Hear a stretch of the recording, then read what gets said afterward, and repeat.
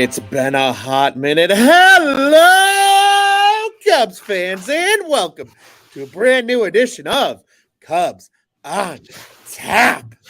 That feels really good to say, Juice. It's been a hot minute, but you already heard who I'm with. I'm with the Juice Man himself. I am Ron Luce. The Juice and Luce show is back on the airwaves because it's World Series Game 5. Rangers got a chance to close it out. The baseball offseason is upon us. Juice, my friend, how are you doing? Happy hump day to you, sir.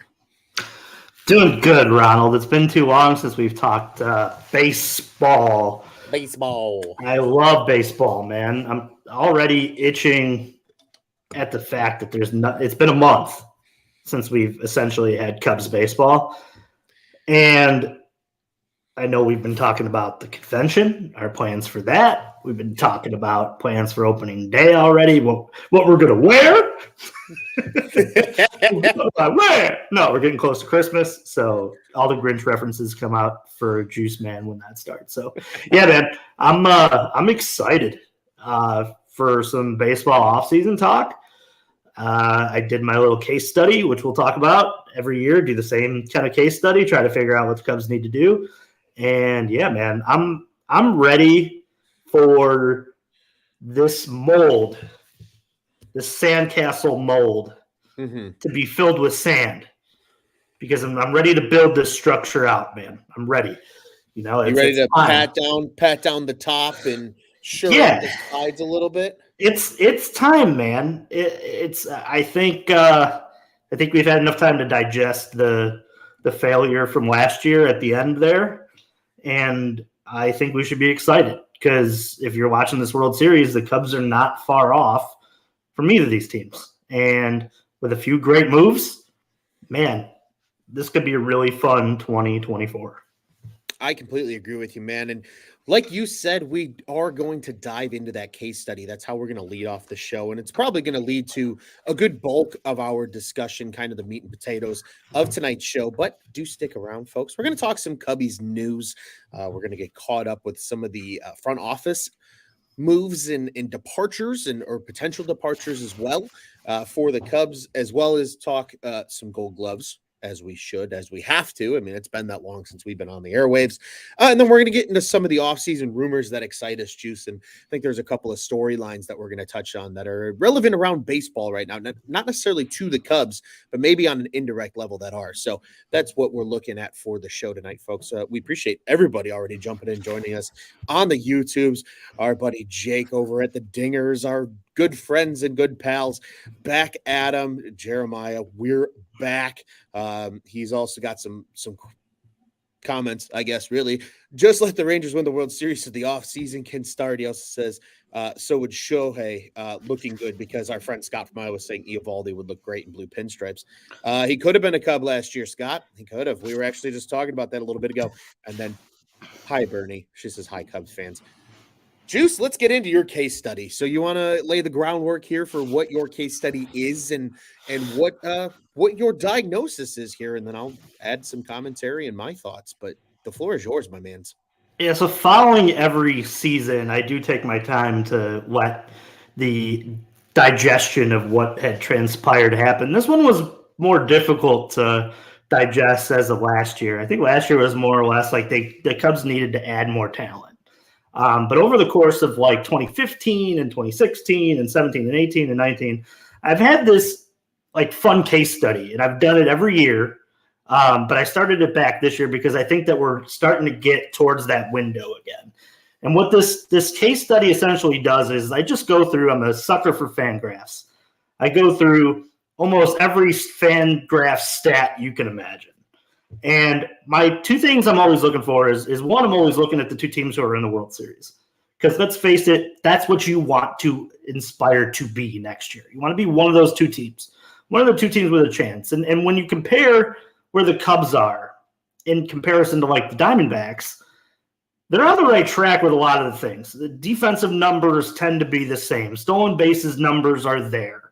You know, their walk rates are very similarly close. But I don't think that the Cubs should aspire to be that. They already are that. Do what you do well already, but let's supplement some of the things that they don't do well.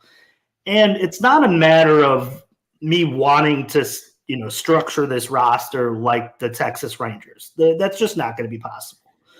But there are certain categories where the Rangers, in a lot of ways, overperformed what the Cubs did, and it was almost very noticeable, the numbers in terms of where, they fell. The Rangers were almost, a full 50 home runs better than the Cubs this year. And I think that's a great place to start. I know that it's not, rocket science. Oh, Juice, man, you found like that's like finding the Hadron Collider or whatever. I'm not smart like that, but yeah, it's not rocket science that the Cubs need to hit more home runs. But yeah, I do think that 50 to 60 is a number that is, I think, pretty substantial, and it's a number that I think the Cubs definitely have to work on. And I think that you get to that number in a few ways. You have a couple of players take some steps. You have some, free agent signings, maybe some trades. But the one that really kind of, jumped out to me, and it's one of those things that you look at the top three teams within runs scored. Atlanta, the Dodgers, and your Texas Rangers, who are third. Yep. I mean, those guys were upwards of, and we'll throw the Rays in here too, but I think the Rays kind of fell off towards the end of the season. I have to go back and look at there. But we're talking about teams that are 40 to 50 runs higher than fifth place at that point. And I mean, you're talking about an Atlanta team that was almost 50 points ahead of second, runs ahead of second. So if you're trying to be within that team that can win the World Series, the Cubs were sixth. They were at 819. Which is really impressive. It's scoring runs. The Cubs found a way this year. Yep. But when you look at this long ball number and you look at where, the Braves were at like 307 for a team, the Cubs need to find a way to get, close to that number. Because when you go through the pitching isn't far off from where the two teams are within this World Series right now. I think more or less that this offseason needs to be based more on home runs and RBIs and runs than it needs to be based off of adding pitching. And I've seen a lot of names and a lot of big names on the starter point that I'm not going to poo-poo. I'm not going to be like, no, I wouldn't want, Sonny Gray or Noah. But I think if we're going to start to diagnose what the problem was, we need to add more power, because the Cubs in some ways were lucky to score as many runs as they did, where they didn't have, the impact, home run hitting. I mean, the Cubs in home runs were 15th in the league at 196. I mean, you look at Texas, they hit 233 last year. Yeah. That's where the Cubs need to be. And that gives you a good chance to win the World Series. If you look at the top five teams, I'll go up and down them: Atlanta, the Dodgers, Minnesota, Texas, and then the Angels, the Angels are weird, man, because even last year when I did this case study, they were the outlier. They always are. It's just how they don't make the playoffs. But you look at those five teams, you're like, man, like all of those had a very good chance of making, the winner, the October, World Series, the Classic here. And I think that's where you got to start. You got to add more power to this lineup. Yeah, and Juice, it was something that you and I were talking a little bit about pre-show and dodging ideas back and forth. I tend to agree with you. And I actually made this comment just in passing the other day, talking to my dad. And he said, or I was sitting there, I was like, something? I was like, you know why I want the Rangers, I think, at this point, and not a shot at Mr. Lefevre. I know he's a big Diamondbacks fan. I wouldn't be mad if they win. But I said, I kind of want the Rangers to win from the standpoint of what it sets up for the Cubs, which in my opinion is, go get sluggers. Don't be afraid to spend a little money, even if it's in the extension game and they get these guys via trade. Don't be afraid to pay for power, because look what it did for the Rangers. They had tons of pitching injuries. No Jake DeGrom this year. You lost Scherzer for a decent portion of time after getting him at the deadline. Could you imagine this Rangers team with a healthy DeGrom and a healthy Scherzer?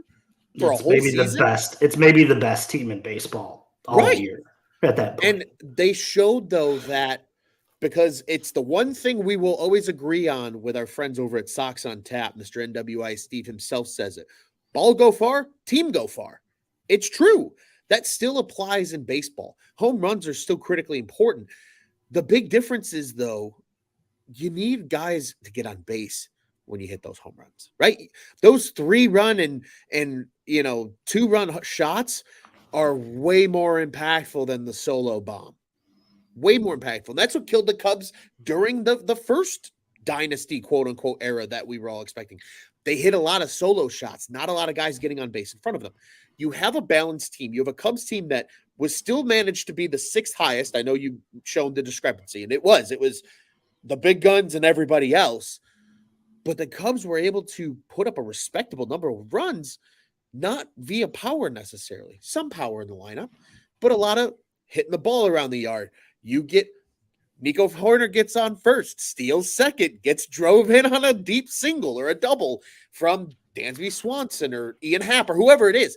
The point being, I agree with you, Juice. They really can slug their way. And to your point, would I be upset if they go get an elite pitcher to add to this mess? No, I would not. But the focus and where Jed puts more resources, whatever way that is in getting those power bats in here. And we're going to talk about some of the rumors. Obviously, a decent number of true power hitters have been tied to the Cubs. Juice, it really is just go get that power. And it's available, like maybe more than ever, dare I say, Juice.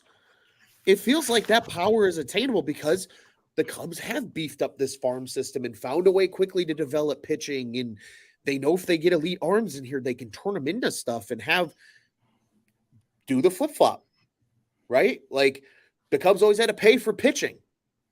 No, go pay the big guns that hit the homers. Develop your pitching internally and win that way on the resource front. Juice, I gotta say, like, I think you're onto it, right? Like we've seen now what baseball is, and even the teams just in general that made the playoffs, they're all high up there in runs scored. The Brewers were kind of a weird outlier again because they just always because they always are. And let's hope Craig Counsell goes to Cleveland or to New York or something because that would be fucking awesome. But I want to ask you, Juice, how many power hitters do the Cubs need to go get in your eyes? Like, what is that quantity? Because you look at a team like the Phillies, they've got 5-6 thumpers in that lineup. How many do the Cubs need with where the under contract team stands, Juice? Not including Bellinger here. How many bats do they need to go get to be on this top tier level of the MLB?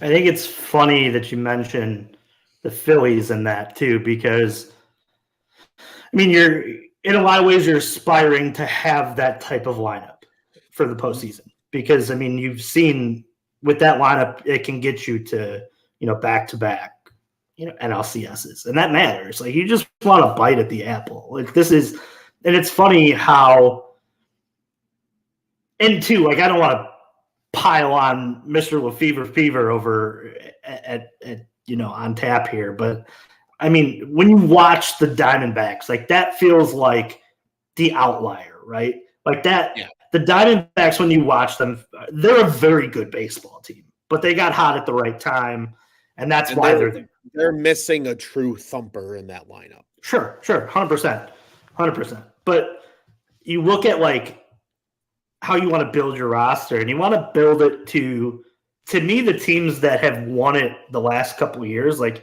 even Houston, add into that. Like that's a lineup where you look, at least 1 to 7 can take you long. And that's kind of where we're at. And two, like, I love how you mentioned like Nico Horner, like stealing bases and being, none of that is going anywhere. The same team that they throw out there next year will be able to run. I mean, let's face it. And that's why I think like adding some of this thumper, more guys who could drive it out of the ballpark. is going to make this team so much more scary and dynamic. Like, you're talking about a team that at that point, if you're able to add, in my opinion, it all depends on Cody Bellinger too. Like, if the Cubs are truly going to bring Cody Bellinger back, I still think it's 2 bats that you need to bring in plus Cody. So really that's 3.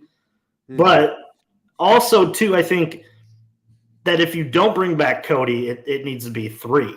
So adding that math in like that is an interesting way to kind of start. And I think that there's ability to do 1 trade, 1 signing, and then maybe another signing that gets you there. And I think that's a realistic idea of where this offseason looks. There's a lot of teams that are kind of, we're going to talk about it later with the Padres rumors and things like that with Juan Soto and, the position that they're in. But I think that we're going to see a lot more movement this year, come the winter meetings, because I do think that there's teams that have either run their group out where they look at it and they're like, man, we took like a couple bites at the apple, didn't get a chance. We're good. We got to make these changes. We got to figure out, a different way to play the game. And that's where the Cubs can look and go, hey, listen, like, if you're trying to move a power bat, I can get you closer to the type of baseball you want to play because I have pitching. I have speed in the minor leagues. I have, guys on the roster with control and length to their contracts. I think this is an interesting offseason because I truly think this is maybe the most flexible that Jed Hoyer has ever had roster ever since he's been here. Yeah. Because let's face it, like even in 16 when they were building up, it was more or less like we have these guys, we're going to add them in. This is the plan. Now it's more or less like I got these guys in the minors. I got this stacked up, but I also still have a very team at the major league level to where if there's guys in my minor league system that I don't necessarily believe in or feel confident in, I can use that top 30 from Keith Law and say, hey, I really believe in Christian Hernandez, but I don't believe in, James Triantos. Then I'm not saying that that's, the idea behind, but that's what a lot of what I think this offseason in terms of trade is going to look like. You're going to start to identify which guys that you want to keep and hold on to because you're looking at, positional depth within your minor league system. And then you're also trying to supplement some power into this lineup at the major league level. And 2, the Cubs are just so financially healthy that I think they can go out and do some interesting things. Your answer, Ron, is 2 bats with Bellinger to me and 3 if they're not going to bring back Cody Bellinger. Or they're really going to have to hope for like a Christopher Morel like bump. One of those guys on your roster that are young, really turning into like a superstar before your eyes like next season. But you gotta, the problem with that is like, to me, you gotta supplement in like some fail safes just in case some of these younger guys trip, because I felt like in terms of the bullpen, that was some of the problem that they, came across last year. Yeah, you're 100% spot on, Juice. And we got some thoughts here in the comments as well about this. Jeremiah says at least 2 bats, but he says 2 new bats. So I think that is same way you're going, Juice. If Belly returns, 2. If not, 3. And then Scott from Iowa saying sign Reese Hoskins, the Candyman, Jamer Candelario, and Shohei. Easy with a lot. Yeah, man. I mean, you know what? I think, Juice, to your point, this case study, the Cubs have the opportunity to take their team in the direction they feel is most fit to win the World Series as soon as next year, I think. Really. Like, I don't think they're as far away as a lot of other people do. Because we talked about it, right? I remember in 2021 talking about this, saying 2024 is the go for it year. Like, that's the real first year of that go for it window where they're going to have the ability to do that. And they do. And you could argue they were a little ahead of schedule, right? You got Dansby, just what he's turned into for this team. Nico's quick development, Ian Happ's next step forward. Like, you got it all kind of at the right time. Now you have the minor leagues to be flexible and do different things depending on how the market plays. You can go target the guys that you want, whether they're free agents or trade acquisitions, because you have the board is yours, right? Like it's where everything is, you're good. It's like playing Battleship with your partner's notes. Like, oh, I'm gonna move here, or oh, I know where to go. I gotta go here to get you. You know what I mean? Like they have so much flexibility, and I truly agree with you that this is the first time really the Cubs have had this good of a team with kind of a blank slate at hand in a lot of ways, in terms of like, hey, we're close. We could go one or two little different ways here. Like it's not this, so like you said, a predetermined plan of what it felt like with, oh, we're plugging this guy here and plugging this guy here with the World Series core. Now it's, well, we could do this or we could do that. You can get with this or you can get with that. Like it just depends. And having those abilities to go and have different flavors, I guess, for lack of a better word, from this Cubs front office, it's hard not to be excited, Juice. And I think why, like, we're all like, get the World Series over with. We have an off season to go conquer, because we all want to see the direction this team's heading going into, as you mentioned earlier, the Cubs convention in January. Yeah, and I think too, like, I was listening to a interview with Jameson Tyone. I don't know if it was old or if it was new, but it was on Marquee, and he was talking about the ease of playing at Wrigley Field and the ease of playing for the Cubs. He had mentioned, and I never even realized this, and I don't know if you did either, but the travel schedule for an NL Central team is the easiest in all of baseball. I believe that. Which, like, I didn't think of it that way, but, like, imagine how enticing that is when you play 162 games and 81 of them are on the road. Or, yeah. You know, like, yeah, it's interesting. Yeah, I know, sorry.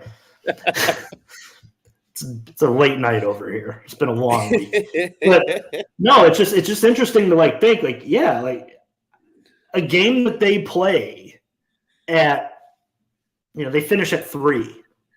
A flight home gets you home at 5:00. Yeah. Most places. You know, it's most places. Yeah. Most, not all. Because they don't go out west a shit ton. Like, no. They're very rarely out west. And then the East Coast from Chicago, the longest is what, a little over 2 hours? Mm-hmm. Like, that's for flight travel, that is very easy. And that's a good point, Juice. I never honestly thought about that. Now you're opening up a whole new rabbit hole, Juice. Whole new rabbit hole. Yeah. Well, but think about it just in terms of you, man. When you get done with work, the last thing you want to do is be stuck at work. Like everybody talks about the commute and what that means, and like now everybody wants to work from home. Imagine being a baseball player and being like, all right, sweetheart, like I'm on the road for these 3. I can be back. I'm going to be back at 5:00. And we have, today and then an off day tomorrow. Like that's opposed to like if you were playing in the West and you're traveling back in time, to the East Coast or to the Central, like you're losing hours as you come back. It's and too, like the flights, like you said, are longer. So it's longer time on the plane. It's longer time around, your teammates. Like that's difficult. It's not easy. And it's an enticing thing. And it was interesting to hear Jameson Tyone bring that up because, he's been with the Yankees. He's been in the Central Time Zone with the Pirates. And like, I wonder if, when he got a chance, he's like, yeah, I'm going back to the Cubs because I did enjoy that travel schedule. And that was a big thing for him. Well, and I was going to say, especially when he was with the Pirates, because that was pre the league changing to you play every team. So the teams played less on the West Coast, out East and in the Central. And in the Central, every city within the Central, even when Houston was still in the Central for the NL, like every single team is within a 2-hour flight. Hell, Pittsburgh is a fucking 50-minute flight. St. Louis is a 40-minute flight. Yeah, Milwaukee, you could fucking bus there if you really wanted to. Like it's an hour and a half bus ride. And I'm sure they fly. It's a 20-minute flight. You're up and down. It's Like, it's not even almost Yeah. worth it at that point. And then even when they play the AL Central, who's the farthest? Minnesota, probably. Kansas City's Kansas not City. much. And even Kansas That's City's what, 40 an minutes. That's hour 45 and minutes. yeah, I've okay. done that. It's 45 minutes, I think. So easy travel, like you mentioned. And then even when you do play the NL East, oh, we got to go to New York, 2 hours. We got to go to Philly, probably an hour and 45 minutes. Like, oh, we got to go. Florida is probably your farthest trip at that point. You know what I mean? Mhm. Atlanta's an hour and a half. And no one's ever going to be upset about flying to Miami. Let's be honest here. Facts. Depends on what part of the year you go to Miami, right? Because like you're in Miami in the middle of July, that's hot. That's like steamy hot. At least if you're like, oh, we got the Marlins on the April schedule, like we're going to the beach in April, then yes, that's awesome. That's fair. That's Tampa's fair. the I can same see way, that. though. You know, so an incredibly fascinating point, Juice. I'm going to try and reel us in here a little bit. But again, I think what your case study, Juice, highlights is that the Cubs have options. We're chomping at the fucking bit to see what they do. And they're probably not as far away as a lot of people thought they would be going into 2023 and kind of what that came back as. And again, shout out to everybody in the comment section. If you want to join those in the comment section that you've seen tonight, head over to the OnTap Sportsnet YouTube channel, subscribe, like, hit the little bell button. You'll know when we're always live. But I see a lot of people dropping comments, and it's a lot about kind of the rumors stuff that we're going to talk to at the end, Juice. So I want to keep things moving here and let us get to some of these news bits and give the appreciation to these news bits since it's been a while since we've all talked. One thing I didn't write down, Juice, but I want to highlight here, and maybe this is a good place to start. Kevin Alcantara has been dominant in the Arizona Fall League, I feel like. This is a guy you see a lot of in your backyard there in South Bend. I mean, you're not surprised, right? How good he's been in the Arizona Fall League? I'm not. I think he's going to be a superstar. He's the one guy to me that's in this whole system that, in terms of outfield prospect, is like can't touch. I mean, obviously, like PCA is there too, but I think his ceiling is just it's astronomical, man. Like I think there's a good chance that he can win a Gold Glove in the majors. I think there's a good chance that he could hit 40 home runs in the majors. And I also feel like there's a good chance that he could like steal 70 bases, just like, Acuna did. Mm-hmm. The hope is that he's in the realm of Acuna. And that's a huge jump. I know that. But I watch this kid out here, and if he continues to grow and continues to gain confidence, and that's possible. It's possible to be in that realm. Like, I'm not saying he's going to be as good as Acuna, but we're talking about a guy who can make multiple All-Stars and win Gold Gloves and hit home runs. And man, he's everything you would want in a prospect. And that I think that's why I'm so enamored by him, because you watch him and you're like, man, like, he's going to learn this. He doesn't do this well yet, but I know it's coming. And then, like, the Arizona Fall League, it feels like it's all just come together. Yeah, it really does feel like he's put together a full season. He battled a little bit of injuries, I know, throughout the year. Nothing too crazy, but overall, man, like you said, he has really put it together. He's been really, really good. Juice, I think the term, to sum it up perfectly, right? He's probably the one guy that feels like a true 5-tool prospect. Like 100%. Cubs don't get those very often, but he certainly feels like one. He's been absolutely, absolutely incredible. Jeremiah saying El Jaguar as he goes by in the minor leagues. And he's so, like, swaggy, dude. Like, oh, yeah. There's, like, you think Pete Crow Armstrong is swaggy? Like, oh, man, like, Kevin Alcantara is, like, he's, like, double Pete Crow Armstrong swag. He's so cool. Like, if I want to grow up one day to be Kevin Alcantara. Juice, when I grow up, I want to be like Kevin Alcantara. Pretty much. Hey, man. Again, but that demeanor and that swagger is a necessary part of, I think, being an athlete and just how you carry yourself, right? And, the work you put in and things like that. Like, you got to be It's all a mindset, Juice. It's all a mindset. Speaking of mindsets changing potentially in different front offices as a result of the Cubs, Craig Breslow hired as chief baseball operations man over in Boston. That's a huge for him. He was huge in obviously what has become the Cubs pitch lab and that pitching development program that they have. He's really kind of I don't want to say pioneered that, but he's done a hell of a job as one of the top guys in that realm. So he is gone, and Juice, just going to couple these together. But there's also rumors that Dan Kantrovit's being considered for a high up baseball position within the New York Mets organization. Certainly a guy that's probably right up there with Breslow, very important part of Jed and Carter's team. Your thoughts on the one confirmed departure and a potential departure in the form of Breslow and Kantrovitz, respectively? Ron, it's not a Cubs on Tap episode if we don't get a Moneyball reference. The Yankees are taking our hearts. The Dodgers needed our kidneys. Yeah, right. Like, I mean, that's 100% like what's going on here. And I love Breslow. I think he's brilliant. He's gonna be great at that job too. Kantrovitz to me hurts so much more if he goes.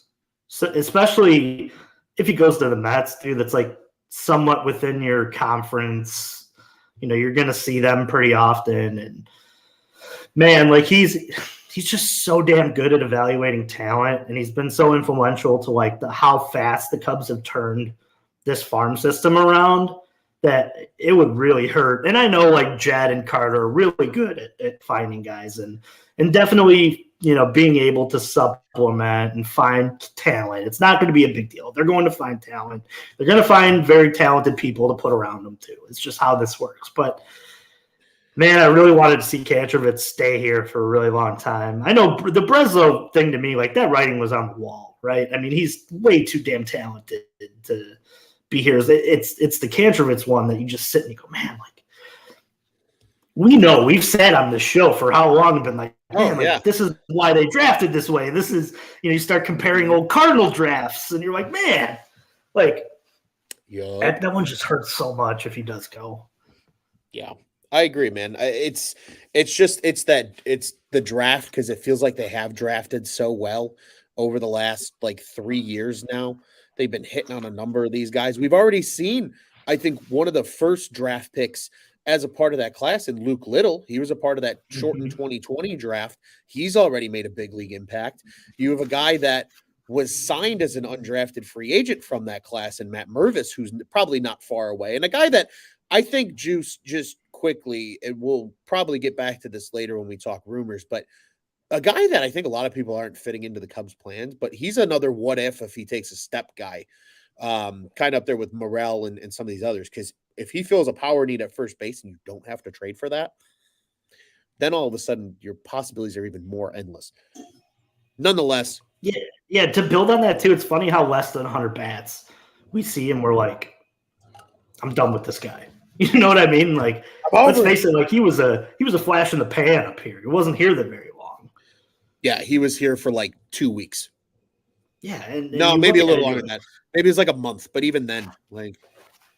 But still, I mean, like the overall like lack of planning him in, like it's just crazy to me. That's crazy to me too. Like, I mean, unless he, is a trade guy that you bring back a bigger piece with, maybe you get more, maybe you're able to put him in the Juan Soto deal or a Pete Alonso deal or something. But I mean, he's still very, very talented, like you said. But yeah, it's Kantrovitz's world. We're all just living in it. We're all just living in it. Speaking of things that are just living in this world, Juice, we forgot to talk about Gold Gloves, and we can't do that because the Cubs have 3 players this year who are finalists for the Gold Glove. I don't think anybody's surprised by the 3, quite frankly, especially 2 of them for sure.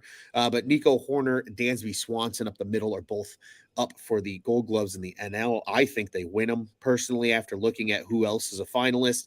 And then Ian Happ in left field in the NL, and another position that I look at and I go, he's winning it for sure. He's got to. I'd be shocked if he doesn't.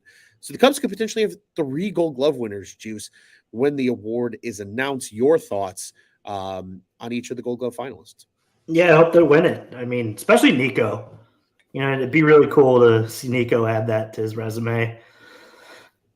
It's funny that they're finalists because I think if you were to, give them all truth serum and ask them how they felt like they played defensively, I think all three of them would say, I could have played better. Yeah. Yep. Especially Ian. Ian, let's face it, Ian Happ was less than ideal for Ian Happ standards this year out there and left. He had a career high in outfield assists, though, that also led the NL. That's fair. That's gunned a lot of dudes at home plate this year. Yeah, he can throw the bases. I can say that. I love it. I hope that more names get added next year. It'd be nice to see a guy like Seiya Suzuki throw his name in that same realm. And yeah. But that's the thing, man. Like, defense travels. You can always play defense. Can always play defense, Juice. And I mean, even in the sport of baseball, defense can still win you championships. We've seen it with the Cubs. 2016, they were one of the best defensive teams in baseball, and it went a long way in their run to the World Series. Juice, speaking of additional awards, the MLB Player Awards, Cubs also had 3 finalists there. Ian Happ is the repeat name here. He is a finalist for effectively the Humanitarian Award. The exact name slips my mind at the current moment. But also Bellinger up for Comeback Player of the Year in the NL. I don't think anybody's surprised. That's not Roberto Clemente, is it? No. It's something different. Yeah, something different. Yeah, no, not Roberto Clemente. I'll look it up. I'll look it up at some point. Maybe we'll post it as like a trivia answer on our podcast description. Like, what was the name of the award Ian Happ was voted for? And it'll say it. We'll find a way to flip it upside down. Somebody who's listening, Google it. Gold star. Yeah. Gold sticky stars all around. And then the final one, Justin Steele for NL Outstanding Pitcher, I believe is the exact terminology for that award. So 3 additional award winners. Again, I think we all can agree that we'd love each of the Cubs to win those awards. Obviously, friend of the program, Justin Steele, for sure. We're rooting for you, buddy. We're rooting for you. I hope he gets it. Juice, let's get into some of these rumors, shall we? I know we're itching, and I feel like we've been trying to dodge ourselves from going into this rumor talk. We're here. We finally made it because we've had a lot of comments. For starters, Jeremiah, way earlier in the show, also, he says we got to address the Juan Soto rumors. We've got a Juan Soto for Morel and 1 or 2 more prospects. Is it worth it for a year? Following up to that, Darren says if we could re-sign Belly and have Soto, even for Soto for 1 year, boy howdy. It's incredible terminology. I'm going to start using that now. Boy howdy. Plus, Talkman and Gomes getting blue collar awards this year. Yeah, that's a good point from Darren when talking about some of that. But I mean, Juice, we do got to adjust these rumors because I think this is what all Cubs fans are really thinking about right now. You're thinking about it. I'm thinking about it. Where does this guy fit? Where does that guy fit? It's a big puzzle. I think that's why people love sports. The off-season nerds like you and me. I'm such a knucklehead for numbers and off-season shit.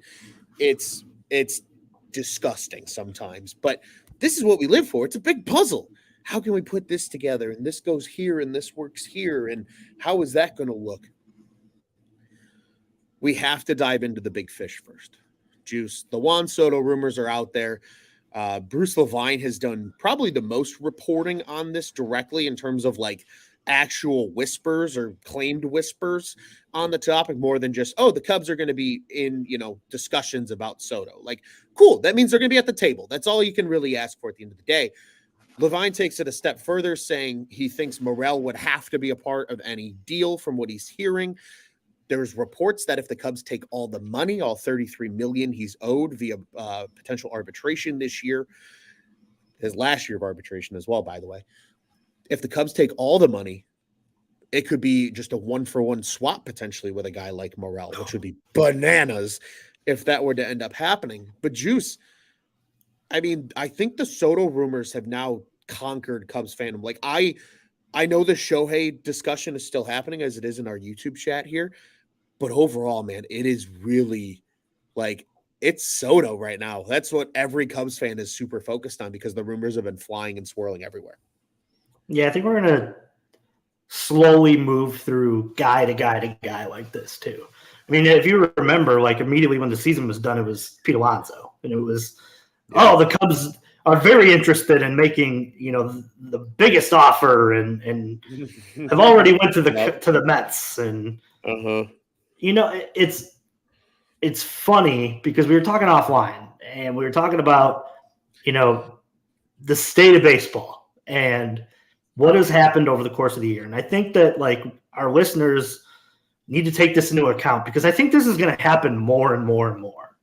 Because let's face it, guys, the reason this is happening to the Padres is no lie. There was a report that said, they took out a loan of upwards of, $50 million $50 million. To fund their payroll for this year. Now, all of us sit here and go, they got to have accountants and people who ran the numbers on this and they were able to do it. And there's not, but they were able to do it in a short run, right? Yeah, but I think what we're not accounting for is the fact that there are the market and the scenery around some of these ballparks and the ball clubs have changed because some of them lost their regional sports network. Yeah, and when they lose RSNs, they lose RSN money. When they lose RSN money, they lose millions and millions and millions of dollars that could be dedicated towards payroll. Yeah. And your Chicago Cubs are sitting in the most of unique places where they have their own network. Only one of 3 teams? 4 teams? 4. Because I think the Mets have their own network too. I think Mets, Yankees, Dodgers. That's Cubs. it. Well, yeah, Cubs are the 4th. Yeah. Okay. Yes. Continue. I don't know. We'll have to look that up too. I bet you there's one more missing, but to each your own. But I do think that there's a possibility that this happens because there was 11 to 12 teams that lost their regional sports network.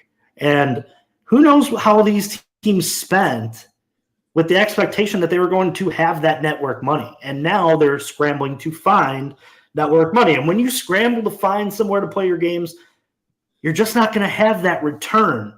You're going to the bargaining table desperate. And these networks are going to look at it and go, well, you want to have your games on TV because you have to, and this is what I'm able to pay for it.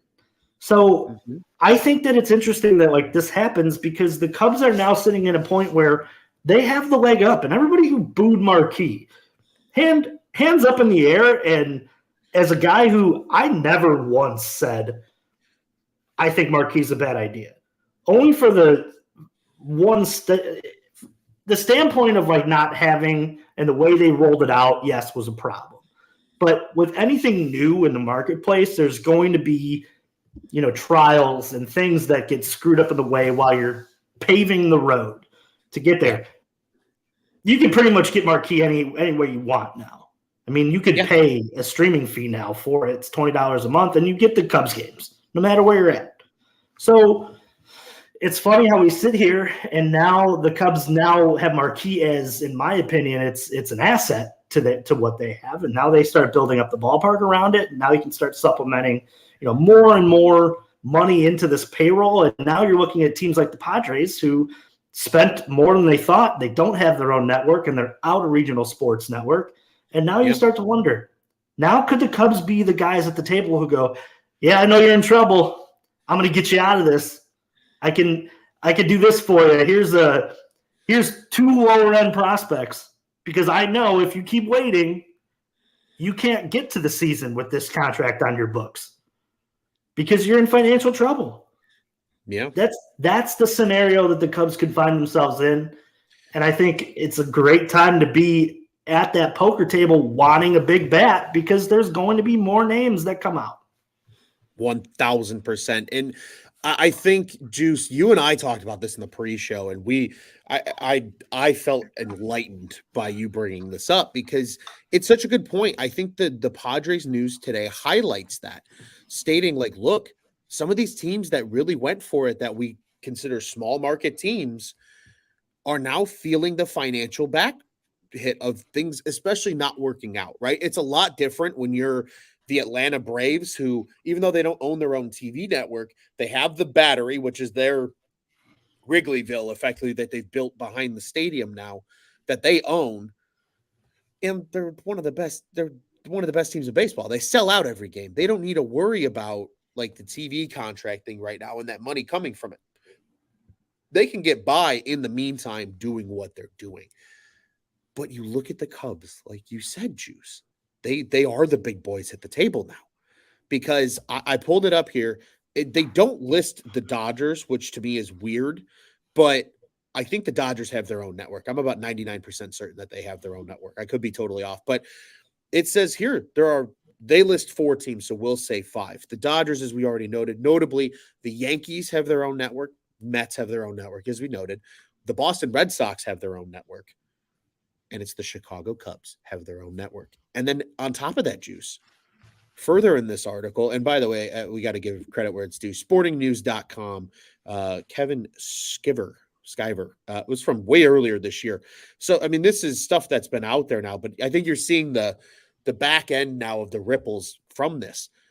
It goes on to say the most common partner to broadcast was Bally Sports and all the regional RSNs, as you said, Juice, which was previously under the Fox Sports umbrella, is now owned by Diamond Sports Group. And for people that don't know who Diamond Sports Group is, that's an arm of the broadcast TV giant Sinclair. Who else is a Sinclair network? Marquee Sports Network is a Sinclair network. All the money is going through Sinclair right now. So owning your own network, even under their umbrella, is stupid good for this team.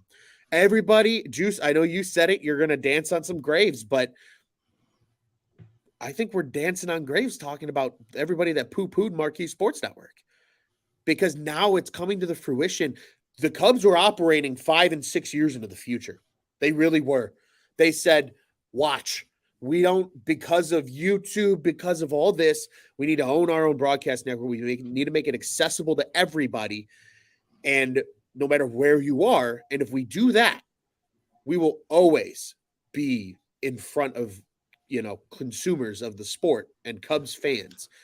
And you build an empire, the new age of baseball fan starts to love your team. You become the Yankees, the Cubs of old with WGN, right?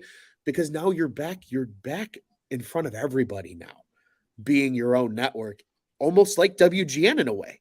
You're public, but you're not public over the old-fashioned system. You're everywhere because you're readily available to any level of consumer, no matter who their TV provider is or where they live.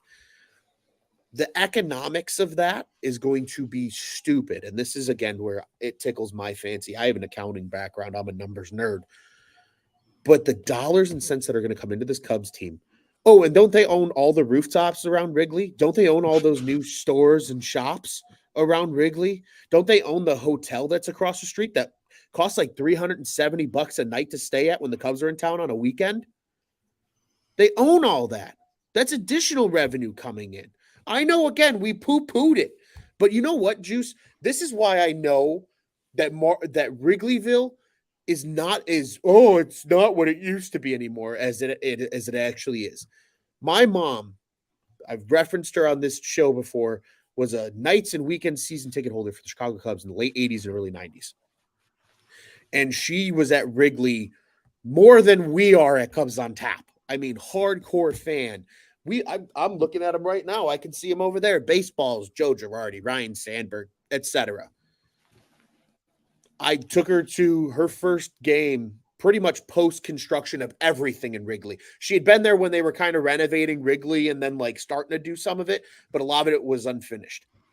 This was the first time she had been down there since everything had been finished earlier this year. It was the Kansas City Friday game back in August.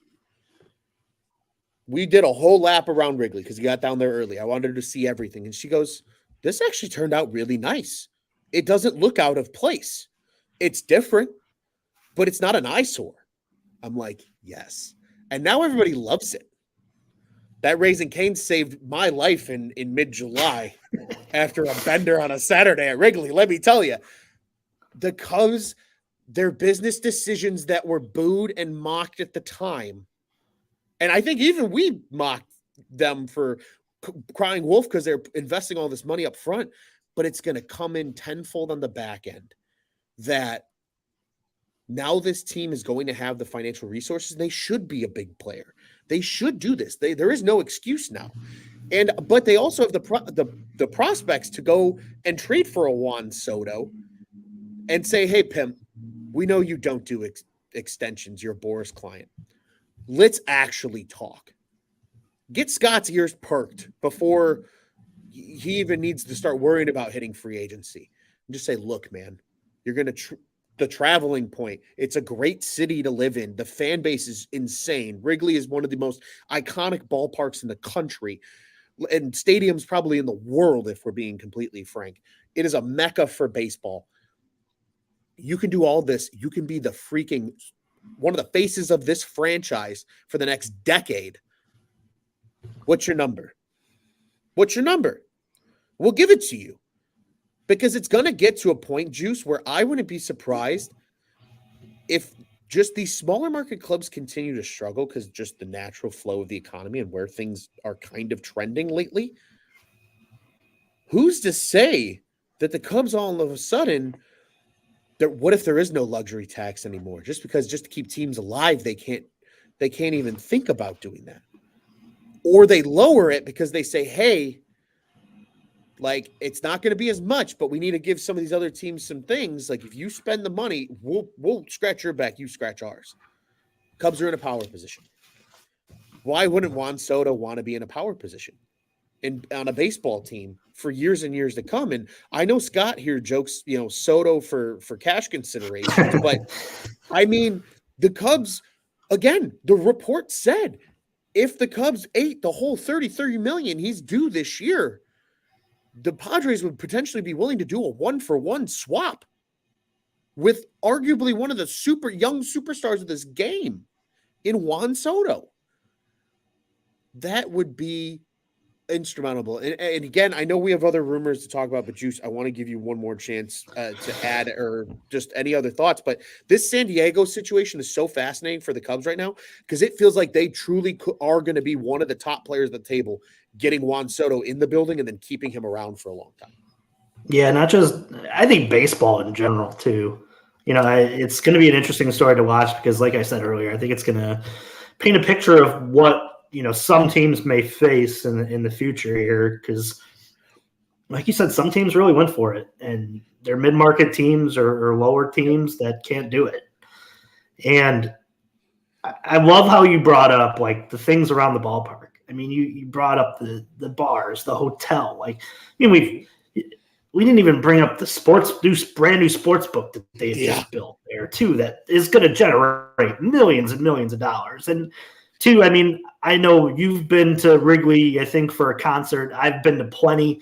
They're in the process of working with the aldermen. While we were at CubsCon last year, they're like, we would love to do more concert events at Wrigley, but we're limited with how many, technically night games they can play or night events they can have because of the zoning laws and things like that. And I know that's been a constant argument, but if you ever follow politics, follow the money, and usually that's who wins. So the Cubs are at an interesting part too, where I don't want to, uproot, but I do have a source within, some of the Ricketts financials that they're nearing the end of a little sauce.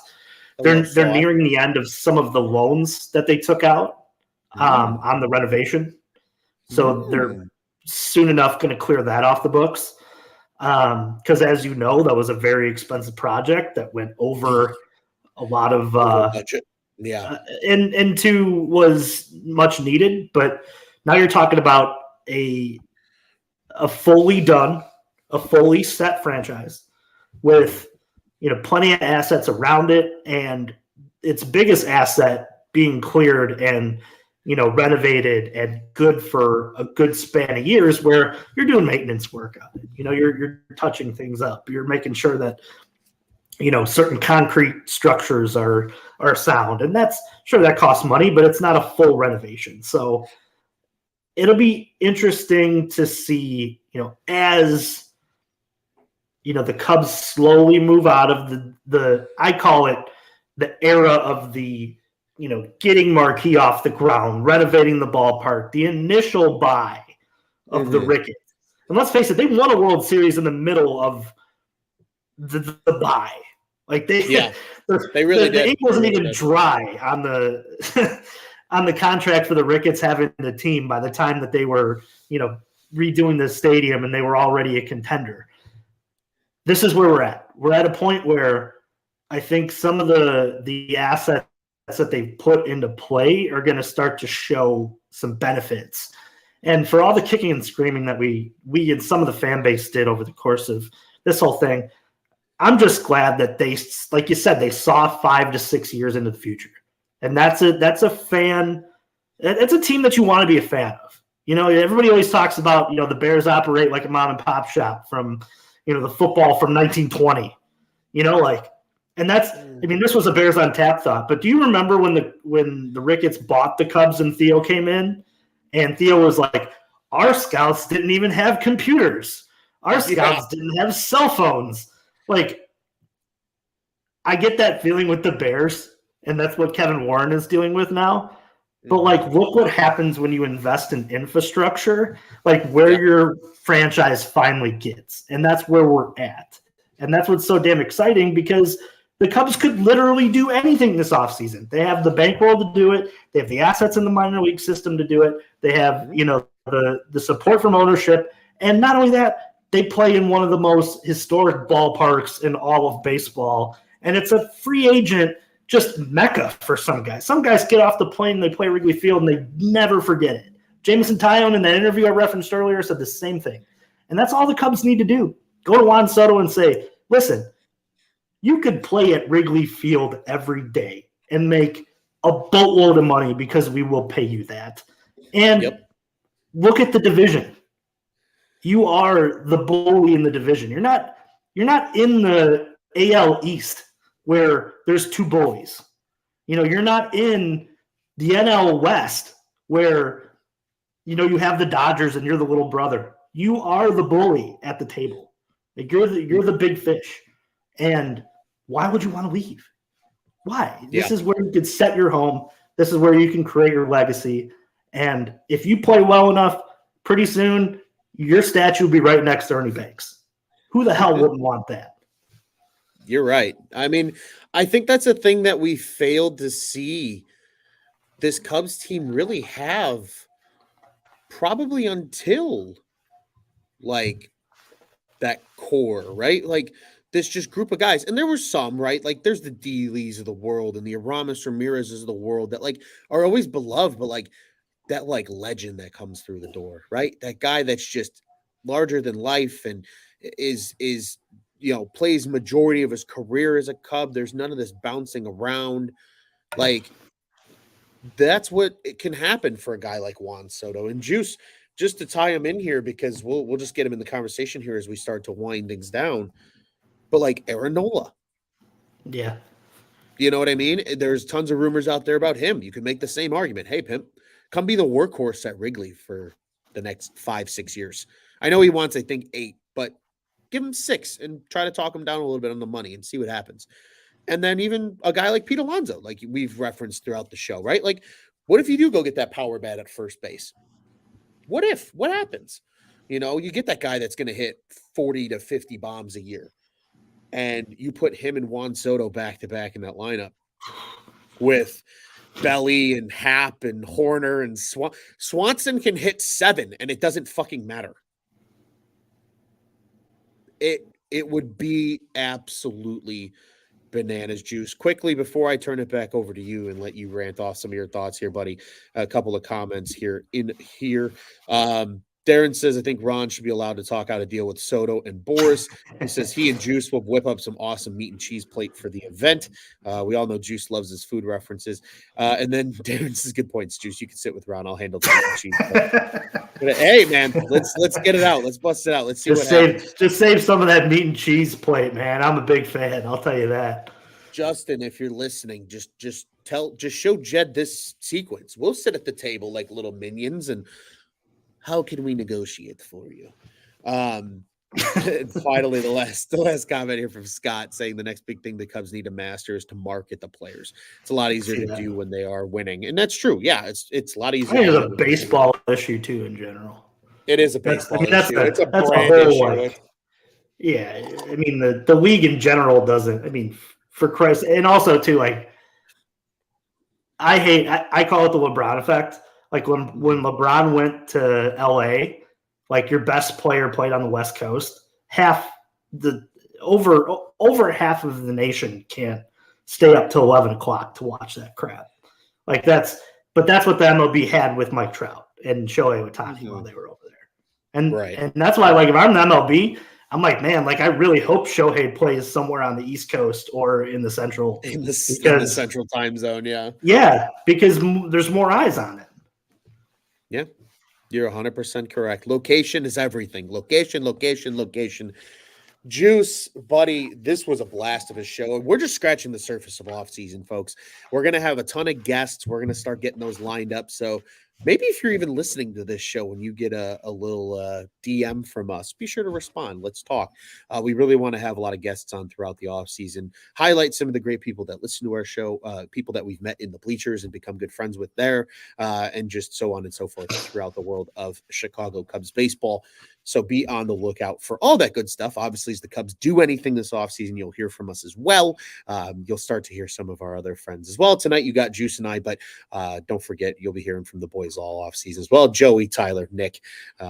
Maybe finally we can get Mr. Rob Wegley on the microphone and talk some prospects. That would be fun, a little bit later in the winter. I think that's a perfect one to put on our calendar. Juice. A lot of good things coming for the Cubs. Cubs baseball is fun again, man. I think you and I personally, Juice, because anybody that knows that listens to the show, that Juice and I are regular contributors on Bears on Tap. Our co-host, Mr. Quentin, is also a big Cubs fan. We are a trio of Cubs fans over at Bears on Tap nowadays. And I will tell you, I think we all three of us have been so depressed with our favorite sports teams right now that this Cubs conversation felt good to have. Juice, it's lifted my spirits. Like, I'm so motivated that, like, I'm working on my summer body now. Like, I'm getting up early tomorrow morning because I'm just that rejuvenated. I'm ready for baseball. I'm ready for the warm weather again. And you know what's going to be great is being out there with you guys. And we have something to look forward to, though, because CubsCon is around the corner. That's going to be epic as always. Juice, I think you and I need to talk a little bit post-show. Speaking of about that, we'll do a little. Bought my ticket already, Ronald. I need to get on that. That's what I was going to Got to get them before they go up in price. I know. That. Then they up them right before the event. I'm going to do it tonight. And hey, anybody listening, if you're going to be at CubsCon this year, tell us. Like, that way we can start planning. Because I think Juice, let's be honest, buddy, I think we did a lot of great content last year at CubsCon. I think we want to take it up a notch this year at CubsCon. Yeah, 100%. If you're going, let us know. Like, let's talk. Let's chat. Let's, have a mic'd up talk, and you'll see it on the other side. We'll make some good stuff and have a lot of fun from CubsCon this year. So it's going to be a blast. I'm super, super excited. Juice, it was a lot from me. I'm tired of hearing my own voice. Any final thoughts for the listeners before we shut this thing down? One final thought on the World Series, because it's going on. It's relevant. Texas is up 1-0 as we're recording. Yeah, reports came out. The World Series numbers, very bad. Not good. Mm-mm. I'll say this, as a lover of baseball, I have watched at least a little bit of every single baseball game that's been on in the World Series, but I've been incredibly unengaged, and I don't know how to fix it. I don't know if it's an issue with the announcers or the way that the product is showed, or maybe it's the two teams. I just don't have like a care for those two franchises. It's not, to me, it's not that as much as it's like, I don't know. There's something off about the way they're presenting the World Series this year. And I think the MLB needs to go back to the drawing board on it at least a little bit. I think it's baseball not being like readily available to your basic audience. Mm-hmm. I think that's really what it is, Juice, because if you think about the way they do things during the playoffs, it's between a bunch of big TV networks that sometimes might not care about baseball as much this late in the year with football and everything like that coming back, the NBA, etc. Like ESPN was used here and there, and then like Fox is used here and there, and then CBS, and then but then it's like ESPN, the Ocho, and FS1, and Fox Sports College Network, TBS. It's too widely thinned out all over the board. Yep. I honestly think the best thing the MLB could do is put the playoffs on YouTube. Really? Huh. I haven't heard this one yet. Why? That is available to everyone. Okay. YouTube is the second most search engine in the world behind Google. YouTube's a search engine. Yeah. When people are looking for baseball highlights, have the World Series and playoffs, smack them in the face. That way, even if your team's not in the playoffs, you're more likely to tune in and watch. But it's also more readily available. Not everybody, because so many people pay for streaming services now, Juice. So they're not going all the way around to NBC and then to Fox and then to ESPN and then to Turner and then to – they're not doing that. It's too widely spread out, right? The NFL lives on 4 networks plus Amazon Prime Video. 4 networks it lives on. ESPN, NBC, CBS, Fox. That's it. And they are that marquee time slot. Baseball never gets that marquee time slot at this time of the year. It dominates in the summer because it's the only major sport that has historically been going on in the summertime. Now, you're trying to compete with all the other sports. We had the sports equinox just 2 days ago when we're recording here on the 1st. They're competing with everybody. NHL's back. And even the NHL conforms their TV viewing so that way they're on in time slots where they're the only things that are on if it's national. And even in local networks, the Blackhawks from the end of December, they play the first weekend of January. They play on that Sunday. After that, they don't play on a Sunday again until the end of February because they know the NFL playoffs are going to dominate Sunday time slots. Yeah. It's a game of time slots. Make it available to everybody, no matter what cable provider, streaming service, anything they use. Everybody's got access to YouTube. Put it on YouTube. Put it on YouTube. Early in the playoffs, if it's a really marquee game, you can make it a pay-per-view event. Pay X amount of money and you have full access to the entire playoffs. And make it only a couple bucks, but people will tune in. It'll be more readily available. Immediately put condensed game recaps up and things like that. I shouldn't be giving MLB all this for free, and they should be charging me to tell them this, Juice. But it's all about availability. Yeah. And I think that's where MLB is going wrong right now. I like Scott's idea in the comments about having alternate broadcasts because I do think in today's society, it's all about getting the millennial to watch it now too.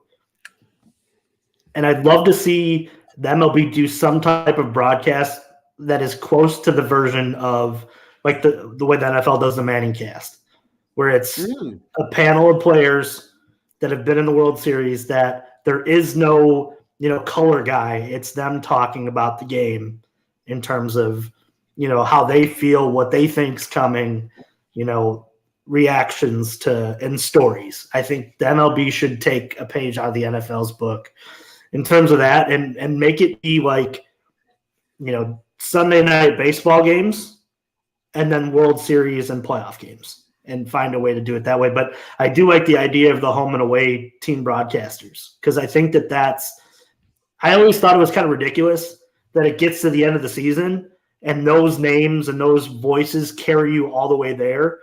And then, they're just gone. There's no way to find them anymore. The team that, how awesome would it be to hear JD talk about, a ninth inning save from Adbert Alzolay because he's watched him all year and knows what pitch he's going to throw, opposed to, Boog who's there, but it's like a Dan Schulman who ends up being a name that is calling the game, and he's so spread apart Mhm. on all of these different, that there's no commitment to it. It's like it's a what do you call it? Like a middle ground of that something just doesn't seem right when it's broadcasted like this. I feel like these broadcasters and the color guys, like they have such a hard time being in the middle the whole time because they have to be, that they almost sound robotic. There's no emotion to it. Well, and that's why, like, it's very rare that a national broadcaster becomes beloved by like groups of people, right? Like, sure, there's always the great ones, but like the national broadcaster that's filling in on the weird odd slot game early in the playoffs is not a Joe Buck. You know what I mean? Like, it's not that level. But you get the people that are close to it. That's why people in Chicago remember Pat Foley and why Harry Carey's legend of Harry Carey exists, and Jack Brickhouse, and the list goes on. Len Casper, right? Like, you love these guys because you hear them every single day. They're like the narration of your sports life is really what they are. And that's why, like, Juice, if we want to pull back the curtain here, like, that's why I like calling games when I do, because like you get invested in it and it's fun. Like, that's part of it. That's part of the excitement. You tell the story and you're a part of the atmosphere and a part of the game. Like I remember when Boog did the first video interview after he was selected, and like that clip, you always hear it play in the This Is Marquee commercials. Remember, with the janitor, like in the middle of January, and like he's got the TV on in Wrigley, and he's like, I had to take this job. It's different here. It's the Cubs. Yeah, man.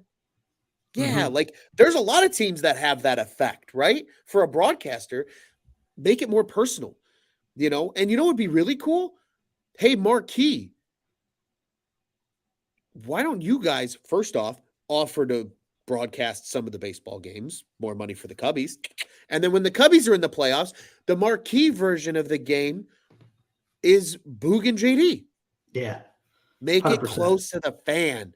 And I think even other fans that from outside will tune in and listen because they want to hear what it's like for other teams. And granted, a lot of sports fans go, well, I don't like that person because they're not my team. But like, I think the Southsiders have a good broadcast. I really do. I do too. And that's the only reason I'll ever turn on a White Sox game, because the product on the field is dog shit.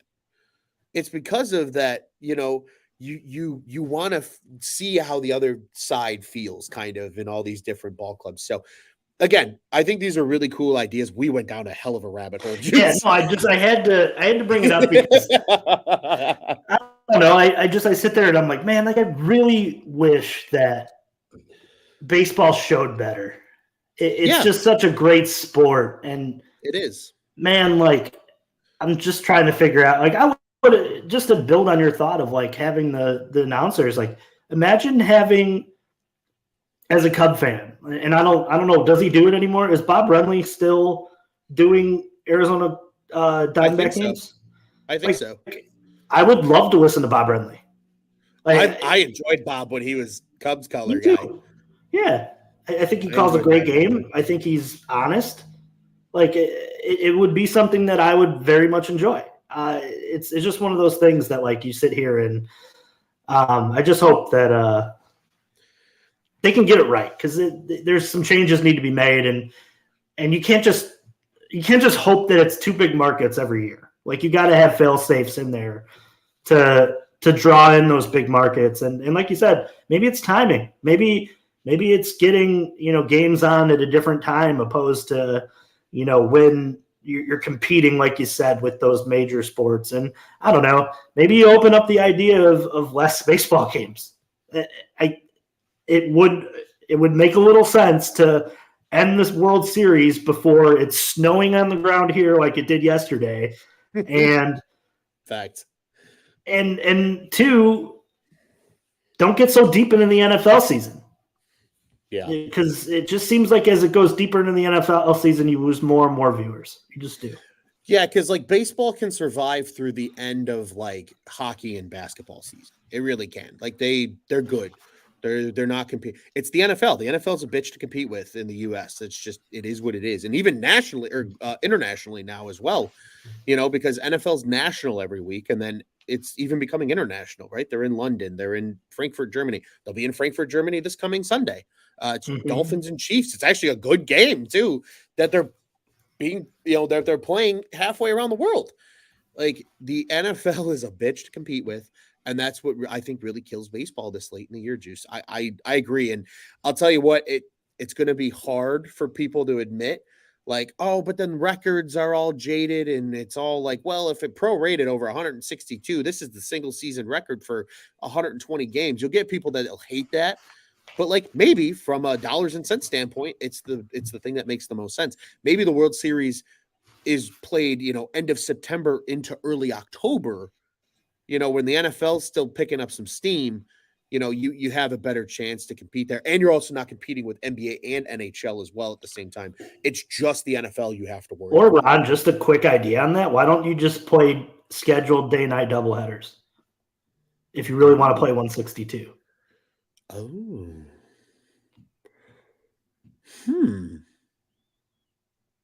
Like every couple days type thing. Would you be willing to expand rosters for that? 100%. You have to at that point. But the players, the players union would love that. It's more jobs. It's more players that the owners don't lose a game. They actually double dip on one day. The businesses would love it. And you're packing 162 in less days.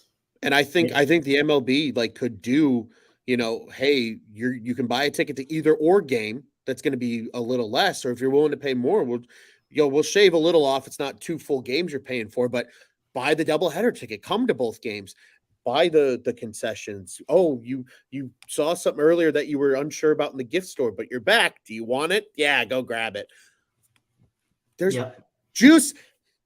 I'm clipping this entire conversation and I'm sending it to the Cubs, and the Cubs are going to employ Cubs on Tap because we're just going to be the marketing guys behind the scenes. We've got it on lock down to a science. But dude, we have been going for almost an hour and 20 minutes. I know it just happened. It just happens when we get on these. We'll have to put a bookmark in this. You and I are going to have to talk about this. Maybe we'll do like a special edition show here in the wintertime of this is my plan to fix X.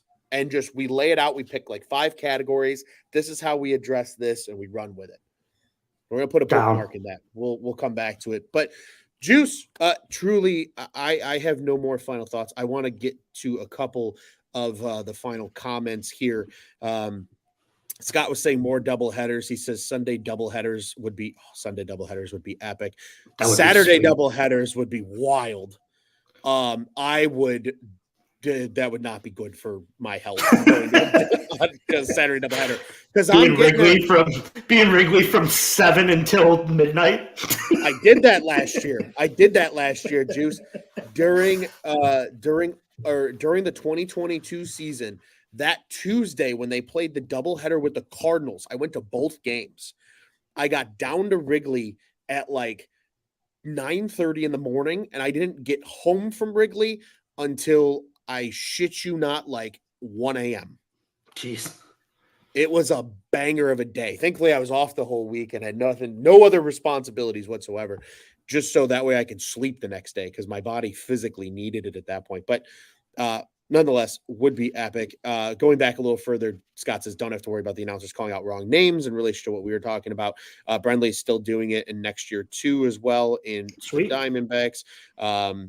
Scott says, fuck Joe Buck rolls off the tongue like FTC. And finally, Darren's curious. His one last question, aged cheddar or Swiss as the main cheese on the plate. Sets the tones for the meats used.